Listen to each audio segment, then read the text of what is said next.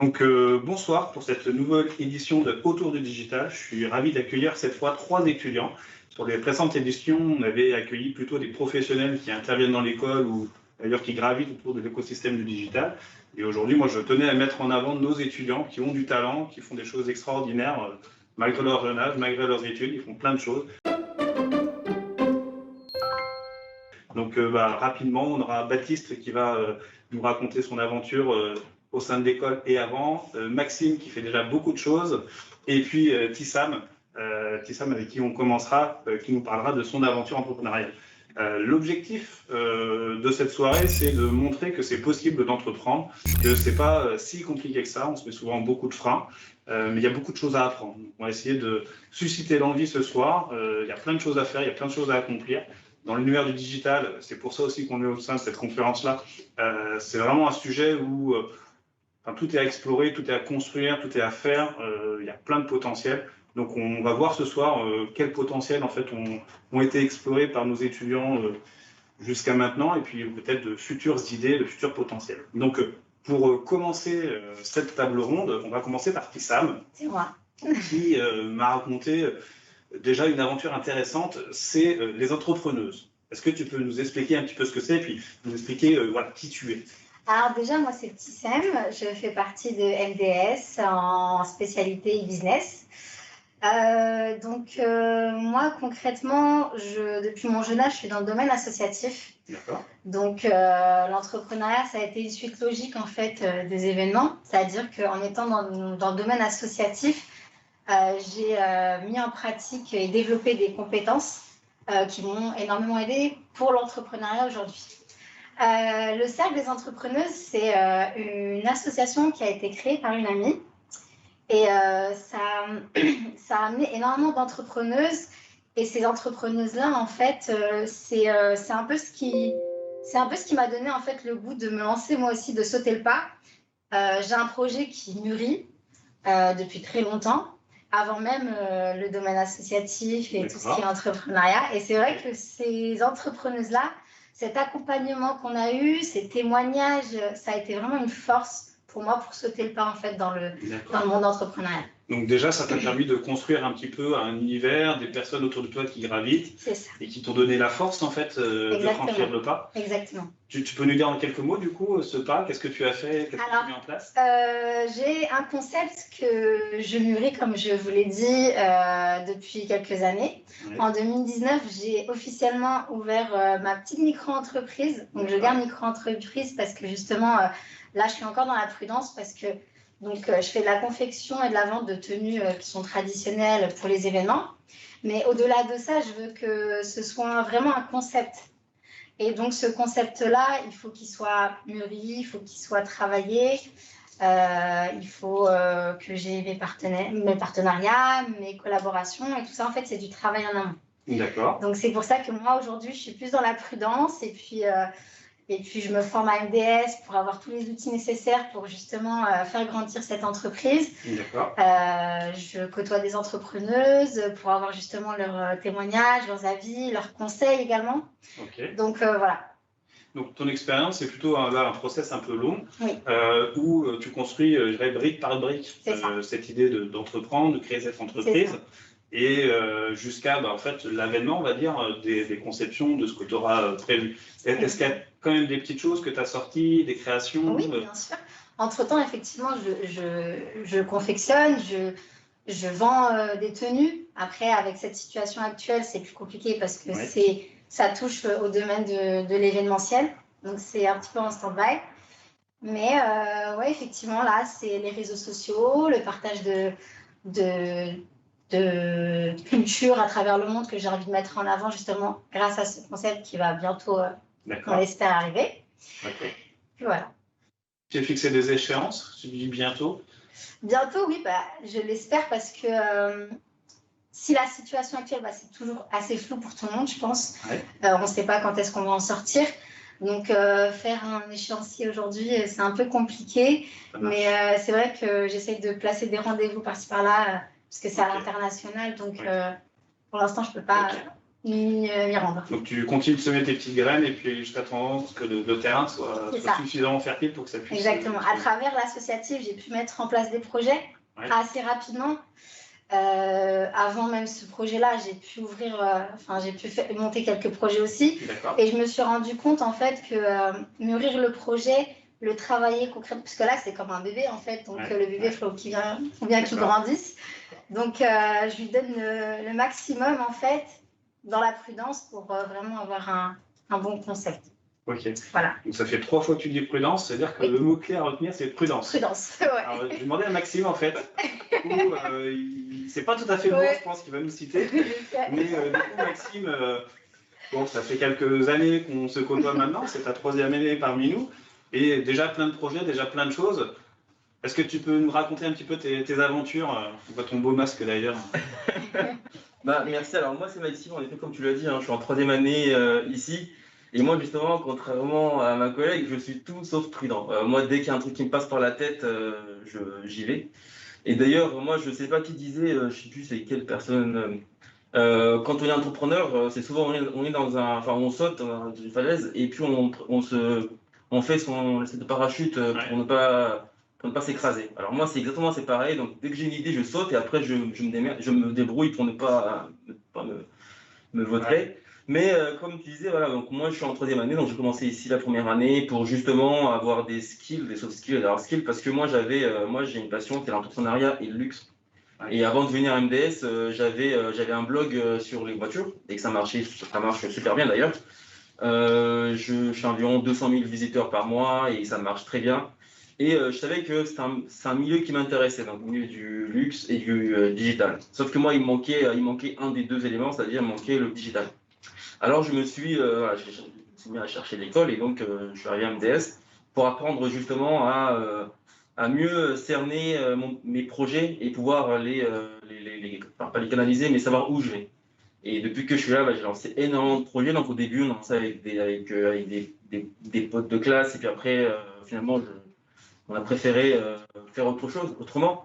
Mais oui, donc moi je suis CEO et cofondateur de 2 startups. Donc la première, c'est Luxury Pulse, qui est une marketplace, donc la première marketplace française de biens, ce qu'on appelle des biens hyper luxe, que ce soit les maisons, les jets privés, les yachts. Et donc on fait environ 400 000 visiteurs par mois, plus de 3 millions de pages vues. On vend en moyenne une centaine de biens environ par mois. Et c'est de plus en plus, c'est-à-dire beaucoup plus.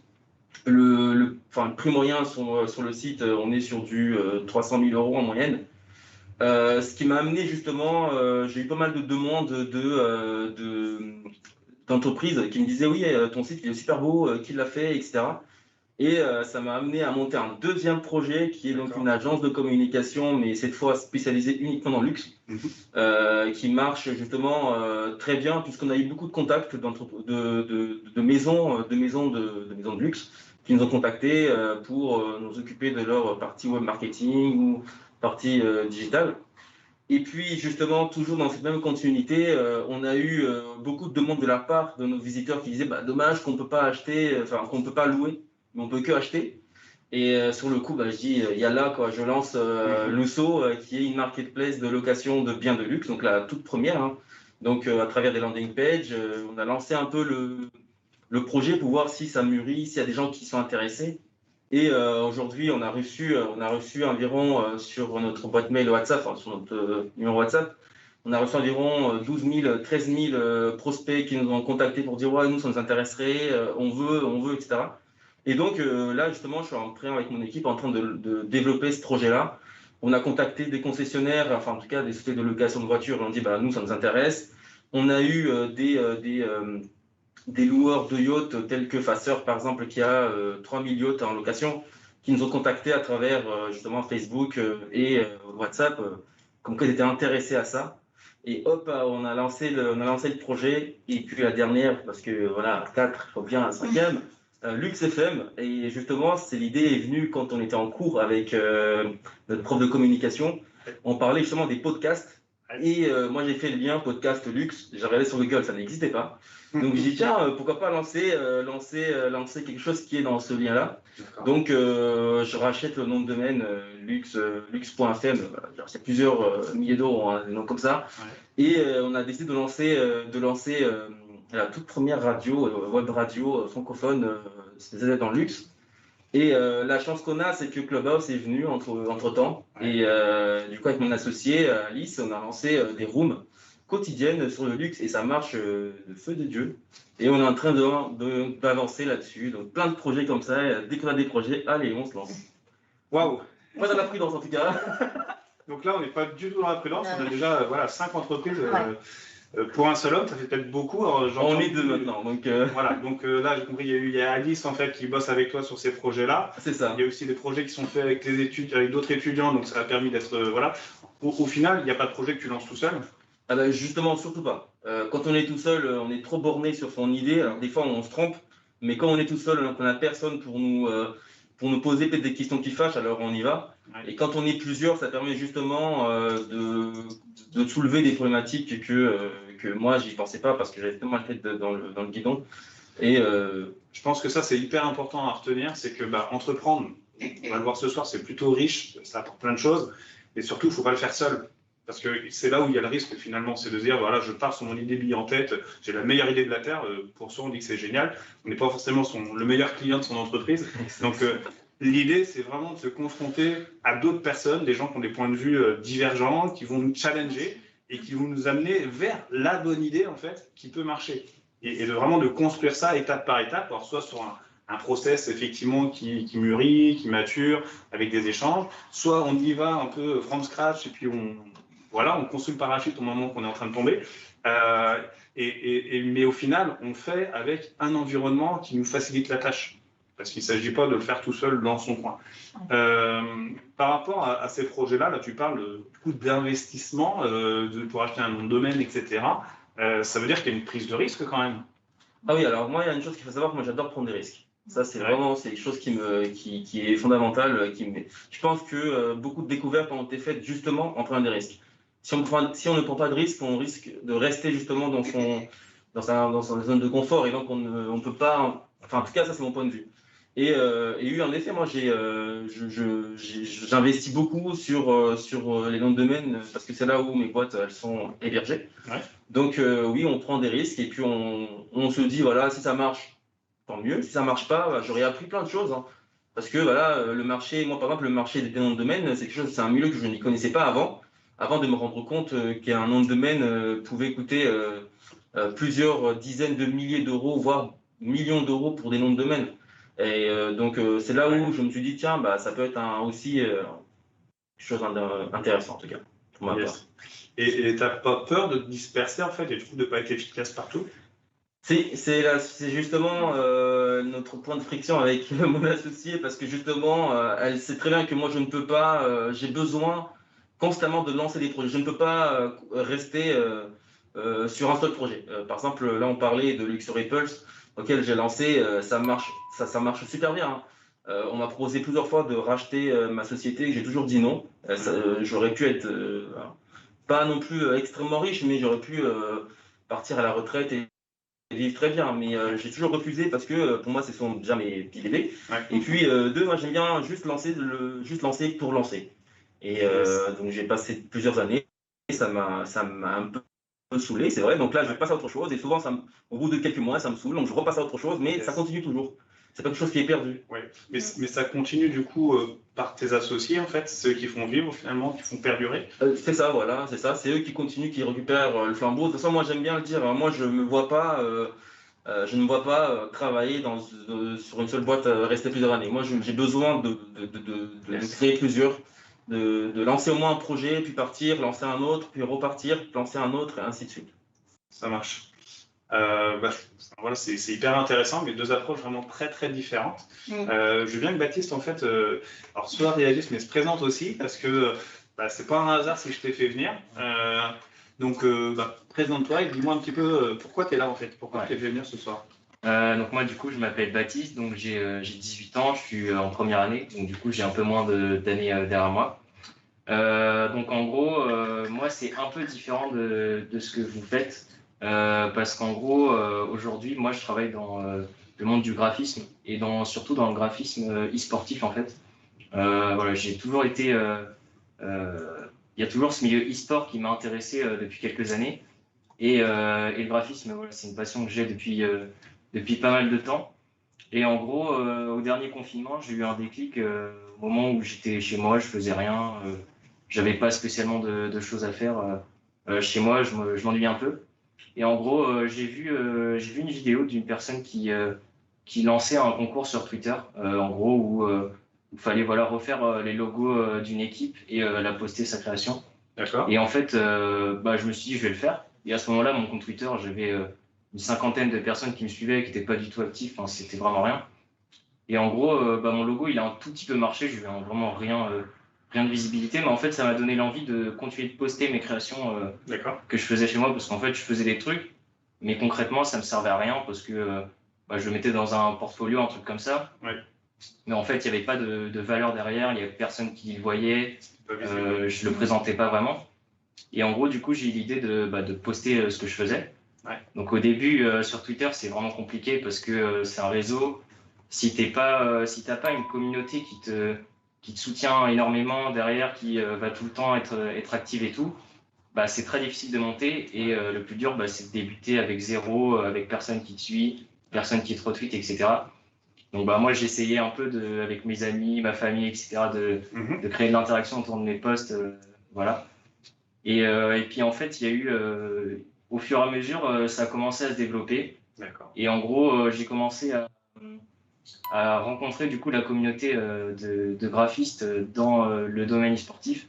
Ouais. Et en fait, c'est une communauté qui est très jeune et qui est très active. Donc c'est des gens qui peuvent avoir 12 ans, mais qui sont déjà ultra compétents et vers un âge maximum, on va dire, de 21 ans par là. D'accord. Et en fait, du coup, je me suis dit, bah, il faut que j'essaie de m'intégrer à cette communauté parce que les portes, elles sont grandes ouvertes, il y a plein d'opportunités derrière. Et puis surtout, voilà, c'est de l'échange de travail, etc. Ça crée de l'interaction. Et donc, j'ai commencé du coup à aller discuter avec ces personnes-là. Et puis au fur et à mesure, du coup, j'ai acquis des contacts avec des gens qui étaient déjà bien installés dans le milieu. Et au fur et à mesure de travailler avec des influenceurs, etc., dans ce milieu, j'ai pu rentrer dans une structure donc, qui est une sorte d'association, en fait, Ouais. une structure e-sportive, donc en gros, qui ont des joueurs sur différents jeux. Et donc aujourd'hui, qui s'appelle Wavy, en fait, qui est aujourd'hui dans les 20 premières équipes françaises sur Fortnite, par exemple. Ouais. Ont terminé 25e européenne sur des jeux comme Rocket League. Donc il y a des performances qui sont là, etc. Et donc j'y suis rentré comme graphiste par le biais d'une connaissance à moi à qui j'avais réalisé et donc ils m'ont fait une proposition. Et donc voilà. Et au fur et à mesure, bah, j'ai réussi à développer mon activité. Aujourd'hui, par exemple, je suis bénévole à la Fédération française des jeux vidéo. Ouais. Donc c'est quelque chose qui est assez intéressant en termes de CV, etc. Et je travaille également avec plein de streamers, plein d'influenceurs, de youtubeurs, d'équipes, d'associations. Voilà, je travaille avec beaucoup de milieux différents, on va dire. Donc il faut savoir s'adapter à chaque personne, quoi. Yes. Et là, en fait, progressivement, ça t'a pris combien de temps cette démarche-là? Enfin, Ouais. ça fait combien de temps que tu as commencé là? En gros, là, ça fait. Donc j'ai commencé en mai dernier, donc ça fait pile un an. Et en gros, j'ai eu un gros pic vers septembre, Ouais. où en gros, j'ai eu une période où j'ai beaucoup créé, beaucoup posté. Et en fait, je sais pas trop comment ça s'est passé, etc. J'avoue que voilà. Et j'ai eu un gros pic d'abonnés, de personnes qui venaient retweeter, etc. Pour dire, par exemple, avant septembre, je tournais à maximum 30 000 impressions par mois, donc ce qui était déjà pas mal. Et en septembre, j'ai fait 130 000 impressions. D'accord. Et donc, c'est vraiment parti d'un coup. Donc après, j'ai un peu rebaissé parce que j'ai eu un peu moins de temps pour travailler, etc. Mais depuis janvier, là, j'ai réussi à relancer. Et par exemple, aujourd'hui, je suis à peu près, ce mois-ci, je suis En gros, tous les mois, j'augmente mes stats, donc ça veut dire que je suis sur une bonne lancée. Ça marche. Et là, ce mois-ci, je suis déjà à presque 180 000 impressions ce mois-ci, sachant que c'est pas fini. Yes. Donc ça veut dire que tu as petit à petit construit ta communauté, C'est ça. navigué dans cet univers-là. J'imagine Maxime avec déjà des idées. Ah mais là, s'il a ça, il peut faire ci, il peut faire ça. Bah, exactement, ouais. Je lui ai déjà envoyé un message sur Teams. Ouais. En effet, ouais. Yes. Mais donc là c'est pareil, on est sur on démarre par une passion en fait, l'univers du jeu vidéo, cette envie de créer graphiquement, etc. Et de fil en aiguille en fait, arriver vers finalement faire ce que tu aimes, développer dans l'univers des réseaux et pourquoi pas trouver en fait ta future boîte comme ça, non? Ouais, c'est ça. Bah, ça ouvre vachement de contacts. Rien que le fait d'être suivi par des gens qui peuvent avoir le triple de mon âge, qui sont déjà dans des métiers, etc.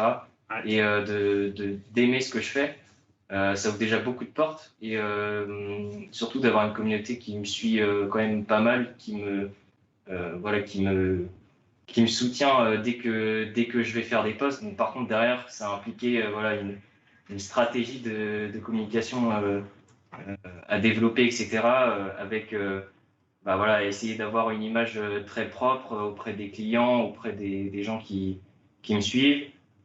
Toujours être un peu actif, même quand on n'a pas vraiment le temps, juste histoire de mettre un tweet qui va faire réagir.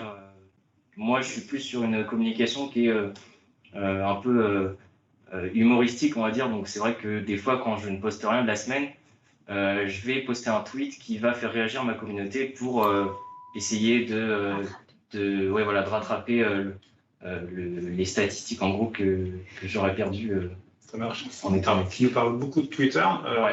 Comment tu as choisi ce réseau-là en fait? Bah, en fait, c'est un réseau que j'ai hyper accroché à Twitter, comparé à Insta, notamment sur le fait de développer son empreinte sur un réseau en fait. Moi, Instagram, donc j'y suis aussi, je suis sur Instagram. Mais Instagram, en fait, j'ai eu un gros pic aussi pareil pendant le confinement parce qu'en gros, je participais à des concours. En gros, il y avait un thème par semaine. Il fallait donc présenter ses créations. Et derrière, on était reposté les 10 créations les plus aimées en fait étaient repostées. Et derrière, il y avait un concours, etc. D'accord. Et en fait, comme j'ai été sélectionné plusieurs fois, c'est monté pas mal sur Instagram. D'accord. Mais en gros, aujourd'hui, j'ai pas encore trouvé la solution pour essayer de repartir dans une bonne dynamique pour essayer de revoir ce que j'avais au dernier confinement. D'accord. Donc c'est vrai que je laisse un peu de côté Instagram, Ça comparé à Twitter où je peux vraiment relancer sans cesse. Ok. Il y a deux sujets qui me viennent en tête. C'est cette notion de temps où tu dis ça s'est bien développé, puis au mois de septembre c'est un peu redescendu parce que j'avais moins de temps. Donc, les cours commençaient, etc. Donc je pense que ça t'a pris pas mal de temps. Ça veut dire que ça prend beaucoup de temps en fait d'arriver à développer son activité comme ça. Ouais. Il faut se dire que moi je vois ça plus comme un investissement. Et dans un investissement, forcément, il y a des sacrifices à faire. Ouais. Donc, il va y avoir des soirées où forcément, on va devoir passer un peu plus de temps plutôt que d'aller regarder un film, je sais pas. Voilà. Mais il faut vraiment voir ça comme un investissement de son temps. C'est-à-dire que moi, aujourd'hui, je me dis, OK, je vais peut-être perdre 2-3 jours à travailler en plus. J'aurais pu faire plein d'autres choses. Mais est-ce que dans 2 mois, ça va pas m'apporter beaucoup plus que si du coup, je serais allé faire autre chose, quoi. Ouais. Donc, il y a un juste milieu à trouver parce qu'il ne faut pas non plus tomber dans le burn-out en train de faire que ça, et au moment péter un câble parce qu'on n'arrive plus à rien faire. Donc il y a un juste milieu à faire, mais il faut prendre en considération que ça peut prendre du temps et pas tout le temps dans les moments où on veut. Des fois, on a des choses à combien de terminer. temps en fait, si on fait un peu un tour de table pour le coup sur cette dimension-là, à côté des cours, des travaux que tu as à faire, etc. Combien de temps tu consacres justement à cette activité sur une semaine par exemple Après, l'avantage avec My Digital School, justement, c'était le fait que le soir, quand on rentre après les cours, on n'ait pas non plus une somme de travail qui soit beaucoup trop conséquente et donc il nous laisse place à nos activités qu'on peut justement développer en dehors. Ouais. Et donc du coup, moi, c'est dès que je rentre des cours, Voilà, bah, je continue ce que j'ai à faire. Et surtout le week-end. Le week-end, le matin où je suis le moment où je suis le plus productif. D'accord. Et en début Pas de d'après-midi. grasse mat. Bah, moi, je me réveille à 10h, donc je sais pas si on peut considérer ça comme une grasse matinée, mais voilà, 10h midi, c'est les moments où je sais pas pourquoi j'ai un pic de productivité et là, j'enchaîne le plus possible. Voilà. Donc, si on essaye de répondre à ma question, c'est, je sais pas, c'est une dizaine d'heures, c'est une vingtaine d'heures? Ouais, c'est ça. Bah, en gros, ouais, c'est ça. On est sur entre 10 à 20 heures en fonction de ce que j'ai à faire. Il y a des semaines où j'ai vraiment rien à faire. Donc, du coup, là, je me lance plus dans des projets personnels plutôt que de commandes. Et il y a des semaines où j'en ai dans tous les sens et c'est infernal, quoi. Ok, ça marche. Sam, t'as compté un peu le temps que tu passais tu as eu des fluctuations en fonction des phases de ton Alors moi, projet? effectivement, je voulais rebondir dans le sens où on est, alors on peut être tous entrepreneurs, mais c'est vrai qu'à côté, on a tous une vie différente. Bien sûr. On a tous des responsabilités, et je suis d'accord dans le fait de dire que on investit, mais il faut pas qu'on surinvestit, et que justement, il faut qu'on trouve justement un équilibre en fait entre une vie professionnelle et une vie privée. Et surinvestir effectivement et finir dans un burn-out, c'est pas le but recherché en fait. Donc pour ma part, donc moi aussi c'est une passion. Donc une passion, on ne compte pas spécialement ses heures. Mais si je dois donner du quanti, je dirais que tous les soirs, si je peux me prendre un quart d'heure, 20 minutes pour faire un peu de la veille dans mon domaine. Et puis, si je peux aussi envoyer 2-3 messages à des collaboratrices ou bien rechercher de nouveaux partenaires, voilà. Je me prends un quart d'heure, 20 minutes chaque soir, c'est suffisant. Yes. C'est le petit moment plaisir aussi, j'ai l'impression, parce que quand on parle de passion, c'est bah tiens, je retrouve quelque chose que j'aime bien et c'est un petit peu son petit goûter qu'on prend de côté sucré, bah, c'est un petit peu ça, c'est un moment de plaisir en fait, finalement. Exactement. Et du coup, sur cet équilibre-là, là on voit que tu gères bien ton équilibre. Je pense que l'expérience finalement des entrepreneuses t'a montré aussi des choses à faire et des choses à ne pas faire. Exactement, d'expérience. Et en plus, j'ai rencontré justement des entrepreneuses, des mères de foyer. Donc, c'est vrai qu'elles ont réussi à trouver un certain équilibre. Donc, on essaie de piocher en fait un petit peu dans chacune de ces vies-là. Et puis d'expérience en fait dans le domaine associatif, dans le domaine privé. Aujourd'hui, je me dis que la première chose à faire, c'est déjà le travail sur soi-même. Tu parlais tout à l'heure, Maxime, de ne pas entreprendre tout seul. Je pense que tu peux entreprendre toute seule, mais être bien entourée, bien accompagnée, et se consacrer justement à ce travail sur soi, de se dire oui, est-ce que se remettre en question, se dire est-ce que si je vais par là, c'est bon, et se remettre en question, c'est aussi c'est ce qu'il faut faire en fait quotidiennement, j'ai envie de dire, prendre le temps de se remettre en question et justement de si dire... je peux juste rebondir aussi, mais pas trop, parce qu'à la fin on finit par ne plus y aller parce qu'on se pose trop de questions justement. Se poser les bonnes questions, je dirais. Oui, les bonnes questions, mais pour se poser les bonnes questions, je suis d'accord avec toi, c'est justement se remettre en question et puis établir des limites claires entre sa vie privée, sa vie professionnelle et mettre en place des priorités. Et justement, ça te permet en fait d'avoir les bonnes questions. Ouais. C'est là où il y a vraiment une grosse différence entre vos expériences en fait, où toi tu es plutôt effectivement dans poser beaucoup de questions. Je pense que Maxime s'en pose beaucoup moins peut-être, il a besoin en fait. Tu me dis si je me trompe, hein, mais tu as besoin qu'on te challenge, qu'on te dise oh là, attention, qu'on te freine un peu parfois et qu'on t'aiguille en fait. Et ben moi, je dirais même encore plus loin, j'ai besoin qu'on me dise que j'arriverai pas, justement. Ah oui? Ouais, voilà. Moi, moi, par exemple, quand j'avais dit que je voulais créer justement Luxury Pulse, d'ailleurs, tout à l'heure, tu disais qu'on n'est jamais le bon client pour sa boîte. Et c'est vrai, moi, par exemple, je ne suis pas du tout le client de toutes mes structures, finalement, parce que j'ai pas les moyens de m'acheter une Lamborghini Urus à 35 000 euros. Et c'est vrai que quand je disais que oui, je vais créer la première marketplace de luxe au monde, on nous aurait gagné au nez, on me disait vas-y, bonne chance. Et c'est justement quand on m'a dit bonne chance que j'ai tout fait pour Je dis pas que je suis arrivé, hein, mais je suis sur le bon. Montrer que c'est possible, quoi. C'est possible, ouais. Voilà. Donc, je sais plus ce qu'on disait. Je pense que j'ai dit Non, un mais peu. il y a, non, mais il y a ce côté-là, effectivement, où ça te challenge, en fait. Ouais. De se dire, bah non, mais tu vas pas y arriver. Et du coup, bah, si, je vais prouver que je suis capable. Donc, C'est il y a, ça, il y a ce côté-là. Et en fait, la question initiale, c'était, bah, du coup, combien de temps tu passes, en fait? Parce que, du coup, sur tous ces projets-là, sur une semaine, tu passes combien de temps? Tu passes tes nuits, tes jours? Alors, c'est vrai que pendant quand j'étais en train de calculer autant, donc moi j'ai essayé de calculer, mais j'ai pas réussi parce que j'ai arrêté de compter. Ouais. J'ai même, comme disait justement, tu as arrêté d'aller dans les soirées, etc. Moi, c'est des choses que je n'ai pas fait depuis des années. Ouais.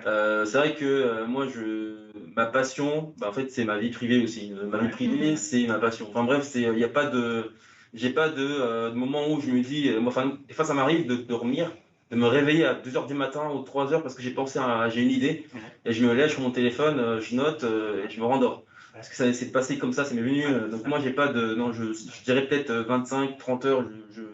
Enfin, moi, je me couche à 2h30, 3h du matin. Non, moi, j'étais comme ça avant, justement. Et c'est ce travail que j'ai fait sur moi qui m'a permis, en fait, d'équilibrer un petit peu cette vie. Et puis, plus on avance dans la vie, plus on a des responsabilités. Et puis, justement, c'est un impératif, du coup, de trouver cet équilibre et d'établir ses priorités. Ouais. Voilà. Mais je suis d'accord. C'est un point, du coup, tu parles de ça, moi, ça m'intéresse.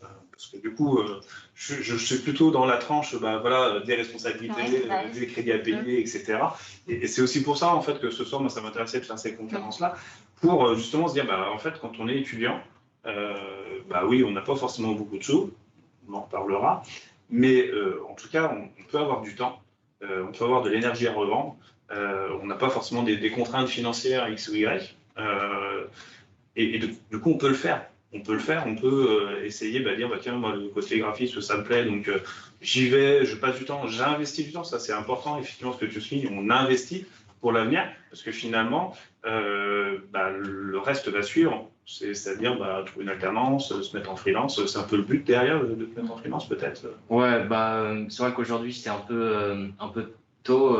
Je pourrais aujourd'hui, j'ai les possibilités pour le faire. Après, je me pose encore à cette question. Et puis même, c'est vrai que ce milieu de se déclarer à notre âge, en fait, moi, c'est quelque chose qui me fait pas peur, mais c'est quand même assez compliqué, en fait. Il y a beaucoup de choses qu'on n'est pas du tout au courant, qu'on n'a jamais... moi, j'ai vu des choses quand j'ai essayé de me déclarer. Je sais pas du tout ce que c'est. Quand tu vas sur un site, tu comprends pas du tout. Donc là, c'est vrai que... moi, par exemple, comparé à vous deux, moi, je fais tout seul. Et donc, du coup, je suis juste aidé par mes parents pour les trucs comme ça. Mais c'est vrai que c'est compliqué de se déclarer à 18 ans quand on n'a aucune connaissance dans tout ce qui est impôts, etc., quoi. Donc, je vais doucement, mais je pense que ça se fera un jour. Mais tu vas sûrement. Voilà, c'est ça. Non, mais c'est important, c'est déjà d'avoir enclenché le mouvement qui est important. Et après, sur ce côté, je sais pas, il y a plein de monde autour, hein. Il y a des organismes qui aident, il y a des assos, il y a plein de moyens. Et ça te donne en fait, en plus, une opportunité à rencontrer d'autres personnes et d'enrichir finalement le schéma. Voilà. Donc, il y a plein de freins en fait. On peut se mettre plein de freins. Voilà, j'arrive pas à créer mon entreprise parce qu'il y a ça quoi. Il y a, j'ai pas le temps ou je vais pas y arriver ou ce que je propose c'est trop compliqué, ça ne marchera pas. J'imagine. C'est une question que j'avais moi sur les entrepreneurs justement. Est-ce qu'il y a des gens qui sont du coup dans ce mouvement-là et qui finalement n'ont jamais franchi le pas? Il y en a pas mal. Il y en a pas mal. Après. Il y en a beaucoup qui ont été. En fait, je pense que la première cause de justement ne pas créer son entreprise ou ne pas officialiser les choses, c'est justement ces freins-là et cette peur de je comprends pas et est-ce que je vais réussir et est-ce que c'est un peu le syndrome de l'imposteur aussi en fait. Hein. Donc on se dit on n'est pas capable, est-ce que je suis capable de faire ça? On a beaucoup de questions et je reviens encore sur ce que j'ai dit au début sur le travail sur soi et de se dire on a les compétences, il faut qu'on ait juste confiance, on s'entoure des bonnes personnes, on se pose les bonnes questions et puis on se motive et on fonce. Et puis on n'a rien à perdre en fait. C'est ça, hein. Enfin, c'est ça qui est important aussi de comprendre, c'est que même si on n'y arrive pas, même si l'entreprise finalement, c'était pas le bon produit, c'était pas la bonne idée, c'était pas le bon moment, c'est pas grave en fait. Exactement. En fait, je suis en train de repenser petit à petit en fait, au projet que j'ai pu mettre en place précédemment. Et effectivement, quand ça échoue, c'est pas grave parce qu'en fait, on a mis en place on a développé des compétences. Des On se dit, process aussi, ouais. ouais, et jamais on se dit qu'on aurait pu arriver à avoir des compétences telles quelles. Et donc, entreprendre, c'est une aventure. Et c'est une aventure, c'est une expérience qui est importante, qui apporte énormément en compétences, en connaissances, en relations aussi. En relations. Donc, même si effectivement ça échoue, on gagne plus que l'on perd, effectivement. Il y a un point qui me semble hyper important que je n'avais pas forcément en tête, c'est le fait de développer sa confiance en soi aussi. Oui. Parce que le fait de se lancer, c'est comme toute prise de risque finalement. On prend un risque, mais on y arrive, on arrive à construire le parachute et tout se passe bien. Et le fait de franchir ça, on s'est enlevé une barrière qu'on avait posée et du coup on se sent plus fort. Enfin, je pense qu'il y a la confiance en soi, en fait, elle vient, on est obligé. Enfin, on parle à une personne et si on n'a pas cette confiance en soi, même si au fond on n'a pas du tout confiance, si on ne développe pas en fait en face d'une personne la confiance en soi, on ne paraît pas peu crédible. Donc, au fur et à mesure de cette expérience entrepreneuriale, on est obligé de développer cette confiance en soi. Donc finalement, tu te convaincs toi-même que tu es capable. Parce que tu vas avoir des partenaires, tu vas avoir des personnes qui vont t'aider. Donc si tu n'es pas convaincu, tu sais que ça ne marchera pas. Exactement. Et du coup, tu te forces à l'être. Non, c'est pas mal. C'est ça, je suis d'accord. Non, mais je suis d'accord avec ce point de vue-là. Et c'est vrai que je rebondis sur le côté, quand tu parlais du syndrome de l'imposteur. C'est vrai qu'au début, on se dit, est-ce qu'on est vraiment légitime à être dans ce milieu-là? Enfin, moi, surtout dans le milieu du luxe où c'est très codifié, c'est très. Voilà, c'est souvent des gens qui ont fait des écoles de commerce, des fils d'eux, etc. Et on se dit souvent, est-ce que je suis vraiment légitime à être là-dedans? Mais en fait, on finit par être convaincu que oui, on l'est parce qu'on voit les résultats, on voit les résultats qu'on a. Et on se dit, finalement, oui, je suis légitime d'y aller et on y va. C'est vrai que cette prise de conscience, de confiance en soi, c'est vrai que c'est un peu long, ça dépend des personnes aussi. Mais c'est vrai que moi j'avais un blog, je l'ai toujours, hein. Et mon blog m'a beaucoup aidé justement à avoir cette confiance en moi, parce qu'il fallait que y rencontrer le responsable marketing de Lamborghini France ou ça. À un moment donné, il faut oser y aller, parler, et au fur et à mesure, on acquiert cette confiance-là. Et on se dit, finalement, au pire, si je perds, je mets ça sur mon CV, que j'ai fait ça. Et en plus, les contacts qu'on a eus va nous permettre justement d'avoir des stages d'alternance beaucoup plus rapidement, parce qu'on connaît directement le numéro d'un tel. Et donc, on envoie un mail perso, est-ce que tu te rappelles, on s'est vu lors d'un événement sur l'automobile à Paris. Ouais, donc moi c'est nanana, je cherche un truc et là ça peut aller très vite. Même s'il ne répond pas positif, il t'envoie souvent. Tu parles d'expérience, je me rappelle la façon dont tu as trouvé ton alternance et je me rappelle aussi de ta soutenance de ton stage, je trouve ça extraordinaire. Au final, déjà j'avais des étudiants de 5e année qui étaient présents dans la salle, je ne sais pas si tu t'en rappelles, en B2. Où le gars, il nous présentait tout ce qu'il avait mis en place. On comprenait que dans la boîte, ils avaient bossé pour le stagiaire, en fait. En filant les outils, en filant ceci, en filant cela. Et tu avais montré des trucs que des étudiants de 4e année qui n'étaient pas dans cette démarche-là, ils ne savaient pas faire. Ils étaient, mais waouh, on peut faire ça, en fait. Et ça, en fait, c'est justement parce que déjà, tu as pris confiance. L'entreprise a pris confiance en toi en disant, bah oui, je lui laisse faire parce qu'il va m'apporter quelque chose. Et ça, en fait, c'est vraiment un cercle vertueux qui fait que le manager, en fait, va faire confiance à la personne en lui disant, il est capable de faire ça, donc il va m'apporter quelque chose, en fait.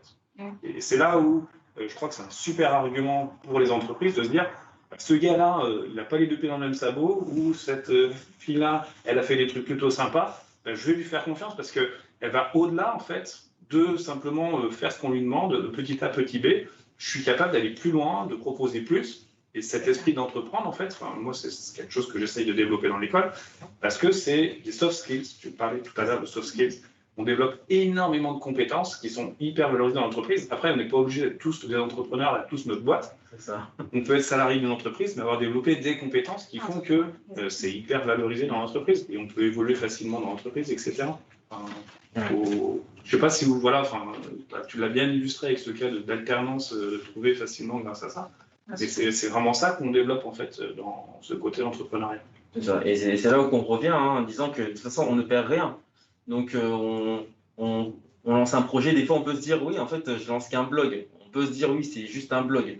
Mais un blog, toutes les compétences que derrière on acquiert juste à travers un blog, c'est considérable parce qu'il faut déjà il faut pouvoir écrire, il faut installer le site, il faut acheter le nom de domaine, il faut pas mal de choses. Donc, tout ça, après, on acquiert des compétences qui permettent de mettre en avant. Et, voilà.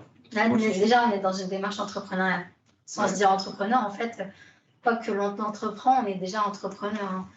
Aller à un entretien, montrer qu'on a confiance en soi, qu'on dit voilà, je sais faire ça, ça, ça, et vraiment le prouver. Déjà, on est dans une démarche entrepreneuriale. Ouais. Mais là, j'ai une question, et en fait, là, vous avez franchi le pas. Je veux dire, chacun à votre échelle, chacun à votre rythme, mais vous avez pris l'initiative d'eux. Ça vous amène des choses. Comment on peut aider en fait des personnes qui disent bah oui mais voilà justement ce fameux syndrome de l'imposteur, moi j'y arriverai pas, etc. Comment on peut déclencher ce petit truc en disant mais allez vas-y c'est bon au pire qu'est-ce qu'on peut déclencher, qu'est-ce qu'on peut faire, qu'est-ce qu'on peut leur dire, je sais pas. Bah, si je peux commencer, hein, c'est déjà de s'entourer de gens qui ont sauté le pas déjà. Ouais. Parce que forcément, si on s'entoure des gens dynamique là, ouais. Voilà, c'est ça, ouais. Parce que si on reste avec des gens qui n'ont pas entrepris, on ne peut pas, enfin si, on peut, mais on mettra du temps à sauter le pas. Alors que si justement on navigue avec des gens qui ont lancé des trucs, on se lance dans ce dynamisme-là. Donc à un moment donné, on prend confiance, on se dit bah s'il a réussi, bah pourquoi pas moi. Et on y va. En tout cas, moi, ça serait mon. Il y a effectivement ça, je pense, qui peut être intéressant. C'est peut-être ce qui t'a amené aussi avec les entrepreneuses, de dire bah elles le font, pourquoi pas moi. Et toi, en fait, Baptiste, du coup, pourquoi tu t'es lancé? Ouais, bah, ça rejoint un peu de ce que vous avez dit, c'est le fait de voir que des gens, justement, étaient graphistes dans ce domaine, qui marchaient très bien, en fait. Et, des gens qui avaient le même âge que moi, voire qui étaient beaucoup plus jeunes. Moi, je connais des gens qui ont 14 ans, qui font déjà de la 3D et qui font des choses que je suis sûr des gens qui ont déjà 20 ans de carrière ne font même pas. Enfin, des fois, on voit des choses, c'est incroyable. Donc, juste de voir ça, bah, on se dit que c'est possible en fait. C'est juste s'investir un peu. Et puis, si c'est une passion, ça se fera tout seul au fur et à mesure. Et puis voilà. Et moi, c'est le fait de voir que des gens que je suivais, qui avaient mon âge, qui faisaient des choses déjà très bien, mais qui n'avaient pas fait par exemple d'études pour ça, ou qui en faisaient peut-être, mais à côté, elles faisaient ça. Bah, en fait, ça m'a donné envie de me lancer. Et ouais, faut oser, c'est vraiment le mot, je pense. C'est pas avoir peur de quelqu'un qui va te dire non. Moi, par exemple, pour revenir à ce qu'on disait tout à l'heure pour les stages et alternance et tout, j'avais vu une offre, enfin, on m'avait mentionné sous une offre de stage pour Gamer Origin, qui est donc une des meilleures équipes e-sportives en France. Et en gros, c'était pas du tout pour les bonnes dates, c'était pas du tout le bon profil qu'ils recherchaient. Et en fait, je me suis dit, c'est pas ça qu'ils veulent, moi, c'est pas mes bonnes dates et tout, mais j'y vais quand même. Je leur dis que moi, je cherche pour septembre, pour un poste de graphiste et tout. Et ça s'est déroulé, donc ils m'ont contacté. Alors, je pensais que j'aurais jamais eu de réponse, parce que j'y croyais pas vraiment, mais je m'étais dit, bon, tente au cas où. Et en fait, du coup, j'ai pas eu l'alternance, mais je suis quand même arrivé deuxième sur 40 demandes. Et en fait, il y a quelque chose que j'ai retenu de ce que m'a dit la personne avec qui je passais les entretiens. C'est qu'en gros, j'étais la seule personne en première année qui avait postulé. C'était que des 3e, 4e, 5e années. Et en fait, il m'a dit honnêtement, quand j'ai vu ton mail, c'était limite, je voulais pas l'ouvrir parce que je savais qu'en première année, il ne peut pas forcément avoir les compétences. Et au final, je suis quand même arrivé deuxième sur ces 40 propositions. Donc il m'a dit, c'est déjà, t'as osé, t'as beaucoup moins d'expérience, mais en fait, au final, ce que t'as fait toi-même, c'est limite plus riche que ce que les autres ont appris en fait. Et donc, oser, et en fait, ça vous apportera que du bien. Faut pas attendre que des gens vous apprennent des choses. Il faut vouloir les apprendre à fond. Faut de l'audace. Ouais. C'est l'audace. Faut de l'audace. C'est ce qui fait la différence. Ouais, enfin, si je tenais aussi à faire cette conférence ce soir, c'est que moi j'ai envie de susciter cette envie-là, parce que, enfin, vous avez remarqué, hein, dans l'école, on vous laisse du temps effectivement pour travailler. On aime beaucoup vous mettre sur des situations réelles.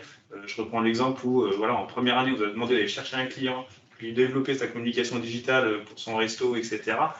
C'est des choses où on vous incite à, et j'espère que ça ouvre des portes. Est-ce qu'autour de toi, du coup, j'en profite, il y a des gens où ça s'est dit, ah tiens, mais en fait, je peux faire ci, je peux faire ça. Ça suscite ou pas des envies de ce genre d'initiative?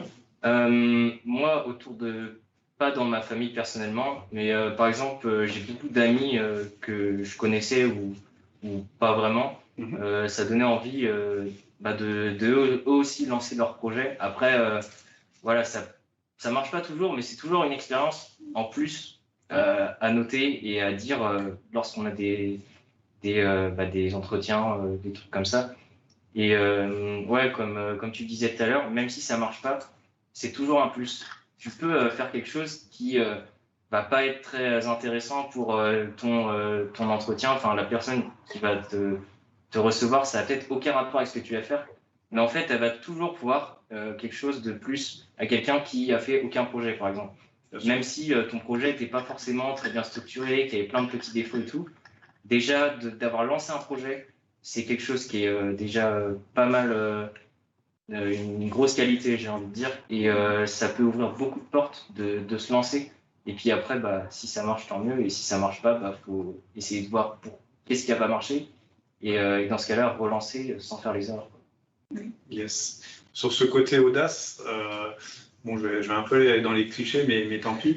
Quand j'ai voulu préparer cette table ronde, j'avais pas mal d'idées d'hommes, en fait, qui entreprenaient, qui s'étaient mis en freelance, qui faisaient plein de choses, et puis moins de jeunes femmes, en fait. Et ça, on le remarque, en fait, hein, dans l'écosystème de l'entrepreneuriat et dans le digital, c'est peut-être encore plus vrai. Il y a ce frein, en fait. Il y a beaucoup moins de femmes. Est-ce que tu as la clé, en fait, parce que tu as un exemple à suivre, peut-être? Alors, moi, je ne vais pas avoir la prétention de dire que j'ai la clé, c'est sûr que non. Aujourd'hui, je ne me définis pas comme une entrepreneuse, je me dis juste que je suis dans la démarche entrepreneuriale, évidemment. Mais ensuite, ça, c'est un débat, c'est vraiment un débat, c'est une problématique à part, on pourrait l'avoir aussi à NDS. L'entrepreneuriat féminin, c'est quelque chose qui est en train de beaucoup se développer. Complètement. Il y a des statistiques qui montrent que plus de la moitié des femmes souhaitent entreprendre, et au moins une femme sur 3 se dit que bah, c'est peut-être ça la meilleure chose pour moi, de trouver justement cet équilibre entre pro et privé. D'accord.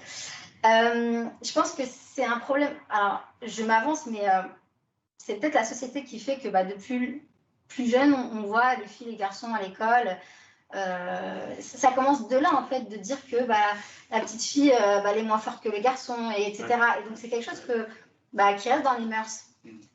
Nous, je pense que la société française actuellement, elle a un peu de retard sur ses voisins européens par rapport à l'entrepreneuriat féminin, mais ça se développe énormément. On a peur de justement sauter ce pas-là. En tout cas, il y a de plus en plus d'associations, de groupements, de femmes qui se regroupent pour s'encourager, en fait. C'est vraiment ce mouvement-là. Donc, ça ne peut que favoriser ça sur le long terme. Et si moi, je peux rebondir sur ton truc. Moi, par exemple, moi, dans mon cadre, ma cofondatrice, c'est une femme. Et elle est aussi, du coup, la présidente de mon agence 1665. Parce que, justement, elle apporte beaucoup d'idées que moi, je n'avais pas. Donc, et beaucoup de compétences que moi, je n'ai pas. Donc, je trouve que sans avoir non plus la prétention de quoi que ce soit, mais je pense aussi à nous, aussi les hommes, de laisser la place. Parce que moi je sais que quand je montais des projets, je voulais absolument tout cadrer, tout gérer, tout machin, et accepter de dire bon cette partie-là, je laisse gérer, je laisse, etc. pour justement les laisser montrer aussi les compétences de chacun. Et je pense que c'est à nous aussi de trouver des cofondateurs, des cofondatrices, femmes. Non, mais je suis tout à fait d'accord. Après, voilà, déjà dans le monde actuel, dans la société actuelle, déjà, l'entrepreneuriat, c'est une envie générationnelle qui attire les femmes et les hommes. Mais déjà, rien que dans le domaine, le domaine salarial, les femmes rencontrent plus de difficultés, par exemple, à à avoir des postes à haut niveau, à haute responsabilité. On parle de plafond de verre à ce moment-là. Donc ça, on le retrouve aussi dans le domaine entrepreneurial. C'est-à-dire que quand on est entrepreneuse, au début, on rentrait dans un univers qui était un univers d'hommes. Et c'est pour ça, à mon avis, que les femmes se sont rendues compte qu'il y avait vraiment un problème et qu'elles ont justement monté des organismes, des cercles et des associations pour se retrouver entre femmes entrepreneuses parce qu'on n'a pas les mêmes problématiques, parce qu'on ne se confronte pas aux mêmes problèmes. Donc, oui, de la gestion familiale, par exemple. Exactement. Encore aujourd'hui portée par les femmes. C'est ça. Voilà. D'accord. Et ce problème-là, c'est assez curieux, je ne sais pas l'expliquer. Dans le digital, on a le même problème en fait. Oui. Où on a beaucoup d'hommes en fait sur les métiers un peu plus techniques, développeurs, et des femmes qui ont des talents indéniables sur le sujet. Ils vont pas en fait, non pas dire non, je suis pas capable. Donc, il y a vraiment ce côté, le plafond de verre qui a brisé des deux côtés, j'ai l'impression. De la part du système qui parfois met des limites et des femmes elles-mêmes en fait qu'il faut qu'elles cassent ce plafond de verre. J'ai une question d'Estelle qui nous dit ouais, mais là c'est peut-être pas le moment d'entreprendre en fait, parce qu'il y a le Covid, parce que rien ne va comme il faut, l'économie se casse la figure. Alors, moi aussi, tout le contraire. Ouais, pareil. C'est justement c'est le moment d'entreprendre. C'est exactement ça, je dirais la même chose. En tout cas, mûrir son projet et mettre sur papier en fait tout par quoi on veut commencer.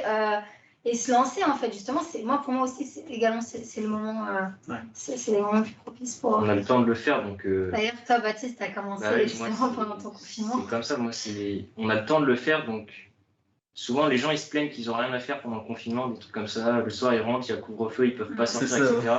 C'est le moment en fait, c'est le moment de se lancer. Puis même, moi je le vois sur Twitter par exemple, il y a des horaires où il y avait personne sur Twitter avant, et maintenant avec tout ce qui est confinement et tout, c'est les moments où il faut sortir des trucs. Donc moi au contraire, tout ce qui est confinement et tout, je vais pas dire que ça m'arrange, mais en tout cas pour tout ce que je poste, pour tout ce que je crée, moi tout ce qui est confinement et tout, c'est les meilleures périodes, notamment en termes de réaction et tout, parce que les gens sont là, ils n'ont pas forcément grand chose à faire, donc ils vont sur internet, ils vont sur les réseaux sociaux, etc.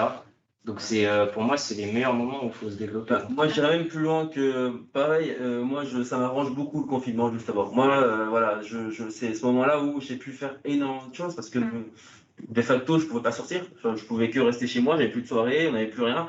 Et le temps que j'ai passé à faire de chez moi, enfin de l'école à chez moi, ainsi de suite, fait que c'est un temps que j'ai mis sur mes projets. Et justement, j'ai eu ces discussions-là avec mon associé. Je disais que si on n'avait pas eu ce confinement-là, enfin ce confinement, il y a plein de projets que j'aurais pas pu lancer parce que j'aurais pas pu avoir l'idée, que ce soit par exemple soit Lux FM ou Lusso, j'aurais jamais lancé parce que c'est justement pendant cette période-là que il y a eu cette renaissance d'idées et qu'il faut profiter justement le fait qu'on soit confiné, qu'on n'ait rien à faire, de se dire ok moi tiens.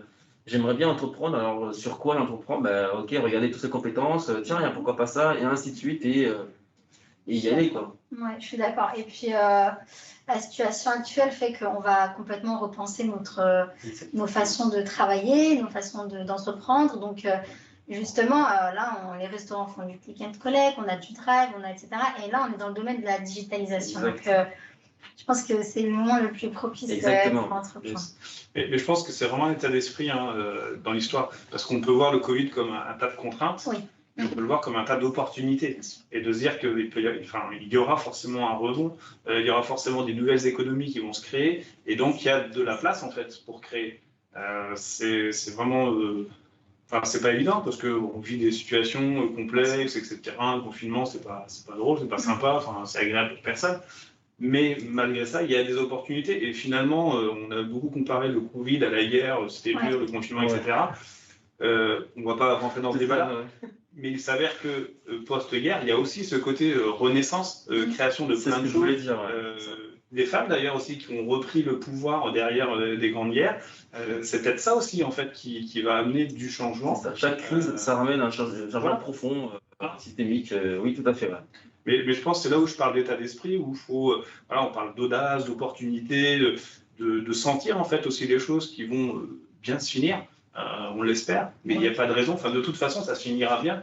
Il n'y a pas le choix. Et donc, ça veut dire qu'il y a plein de choses à faire, il y a plein d'opportunités à développer. Et ça, je pense que c'est bien de passer ce message-là, parce que c'était la question d'Estelle, par exemple, qui dit ouais, mais là, c'est pas le moment. J'ai pas d'argent, j'ai pas de machin, j'ai pas de bidule. Ça mène à un dernier point où on avait parlé, Maxime, ensemble, et je trouvais ça intéressant. Sur le fait de se dire, voilà, quand je suis étudiant, je n'ai pas forcément le temps, parfois il faut que j'ai un job à côté pour financer mes études. Mais est-ce qu'il n'y a pas une autre solution que d'aller servir du poisson à Casino pour financer ses études? Alors, et d'ailleurs, il a très bien dit en disant justement d'investir. Par définition, justement, quand on investit, c'est pour un genre de gain futur, pas pour un gain tout de suite.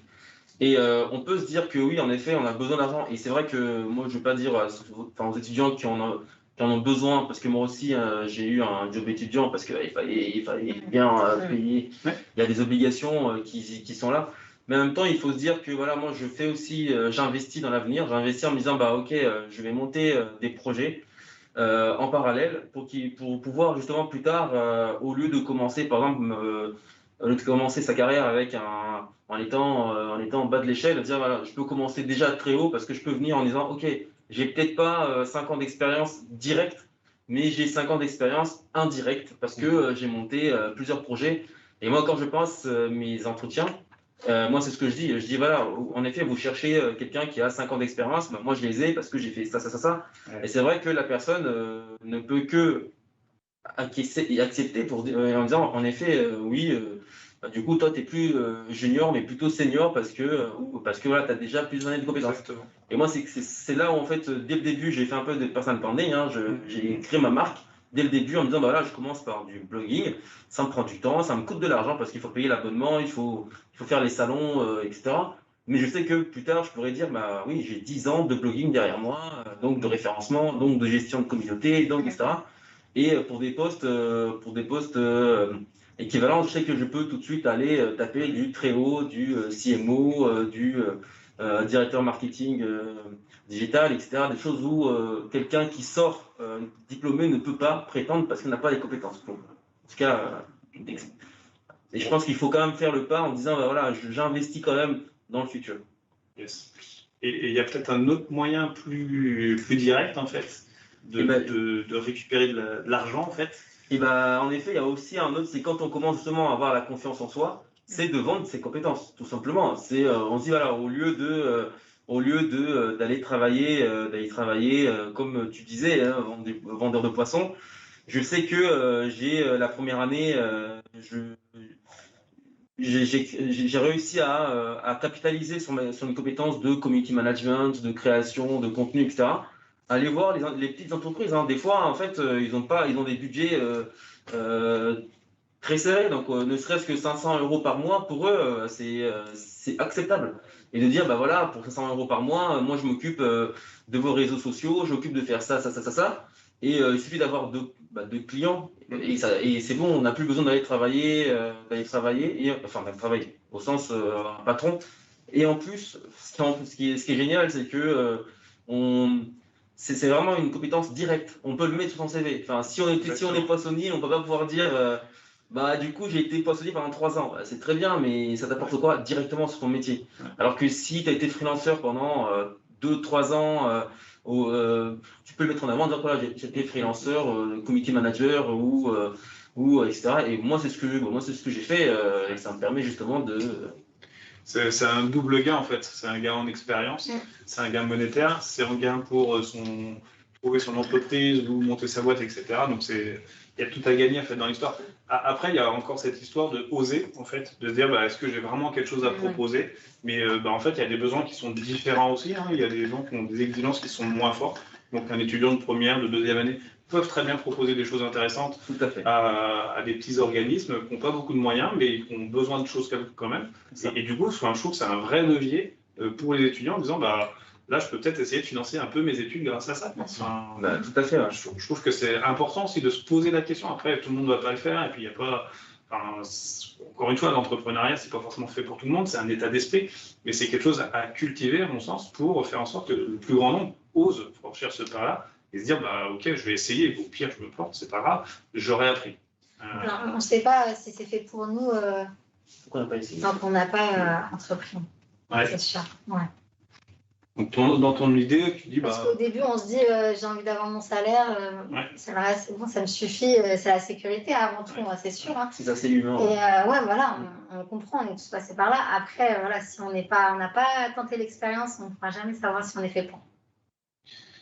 il y a une question que je t'ai pas posée. Comment tu t'es retrouvée dans l'association entrepreneuse en fait?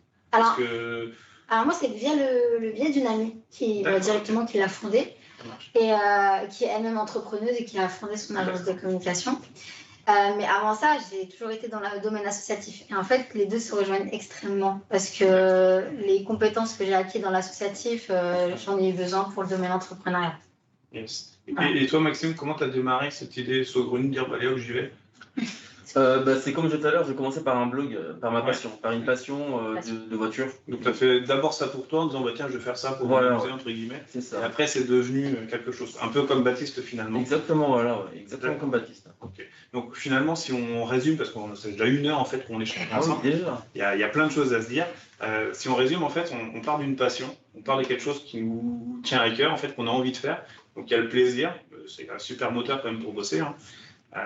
Et puis derrière, on construit des relations, on construit des compétences, on construit des idées, et puis ça avance pas à pas. Enfin, on n'est pas obligé d'un claquement de doigts de dire ça y est, j'ai ma boîte. Ça se construit, c'est un process, mais qui vaut le coup d'initier en fait. Et pourquoi attendre? Enfin, c'est un peu la question que je me pose.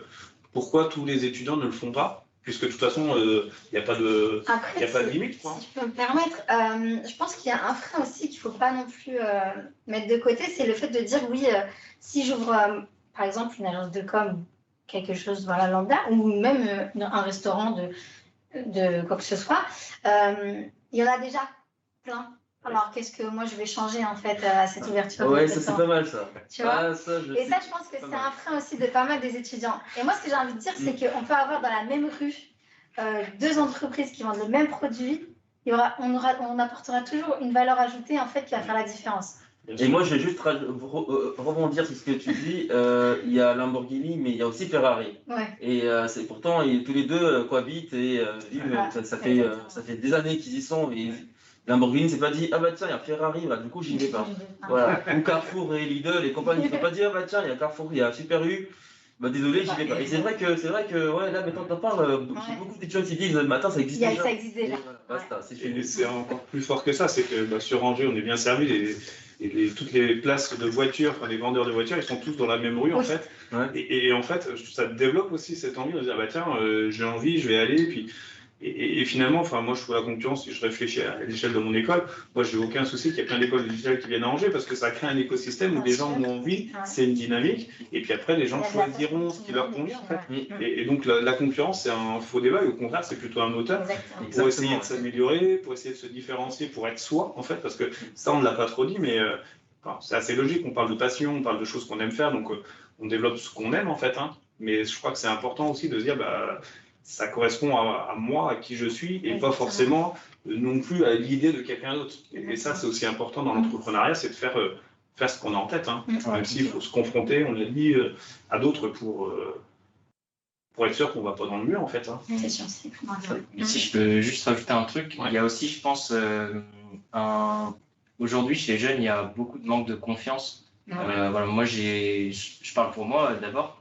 Moi, avant de commencer ce que je faisais, j'ai beaucoup de mal à me lancer parce que justement, j'avais pas cette confiance en moi pour me lancer en fait. Et je pense que c'est le problème de beaucoup de gens aujourd'hui, c'est qu'ils n'ont pas assez confiance en eux pour se dire que ça va marcher. Et moi, en fait, c'est le fait de me lancer qui m'a donné confiance en moi en fait. Donc, en me lançant, j'ai pu acquérir cette confiance en moi et avoir confiance en soi, ça développe tellement de choses. Aussi bien personnellement, mais pour ce qu'on fait. Moi, aujourd'hui, j'ai un peu 2 personnages. J'ai donc Baptiste, que je suis de la vie de tous les jours, et j'ai donc Bastou, donc du coup, mon 2e personnage, en gros, qui lui est avec beaucoup de confiance en soi, en tout cas ce que les gens remarquent. Et en fait, c'est quelque chose qu'il faut arriver à développer chez soi. C'est vraiment essayer d'avoir confiance, et ça va vous apporter de la confiance en soi. Donc, il ne faut pas avoir peur de justement pas se lancer par peur de pas réussir quoi. En fait, ça peut être une astuce, un peu un subterfuge finalement, de se dire je suis en train de travailler sur un autre personnage et là, il n'y a pas de débat, quoi. Par rapport aux questions que je peux me poser, ça peut être une astuce, effectivement. C'est intéressant. Et c'est vrai que moi, j'aimerais, en fait, pour ça que je dis ça, j'aimerais que tout le monde essaye d'entreprendre, parce que je trouve que l'aventure, elle est géniale. Ouais. Et on voit vraiment la différence, en tout cas, si j'analyse nos étudiants qui sont présents, ceux qui entreprennent, ceux qui n'entreprennent pas. Il y a une différence de maturité, de potentiel, de plein de choses, en fait. Et c'est pour ça que moi, j'aimerais bien que lâchez les chevaux, en fait, allez-y, faites-le, faites-vous plaisir, éclatez-vous. Et si d'ailleurs, je peux rebondir sur ça, et c'est pour cela que je trouve My Creative, Project, merci, est super intéressant, justement, parce que c'est ce moment-là où il faut oser. Parce que on a la chance d'avoir plusieurs équipes pluridisciplinaires, et donc c'est là où il faut lancer des projets ultra fous, quoi. Enfin, moi par exemple, j'ai profité justement pour lancer avec une équipe qui est juste génialissime, un moteur de recherche spécialisé dans le luxe. Et justement là, le développeur il a presque fini le version bêta. Nous, on a déjà pas mal de listes de personnes auxquelles on va envoyer pour être sûr que ça répond à la demande.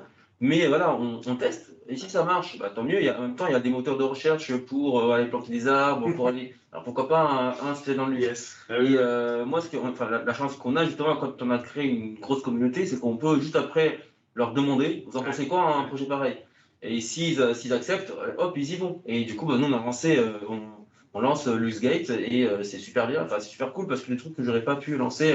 Je pense que c'est à ce moment-là où il faut oser de dire je vais profiter ce 6-7 mois pour dire j'y go, je lance un projet fou.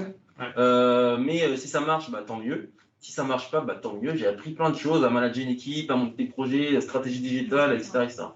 Et c'est ça justement qu'il faut mettre en avant, justement, d'oser justement lancer des beaux projets là-dessus. Il y a deux choses. Nous, on est là pour amener des opportunités.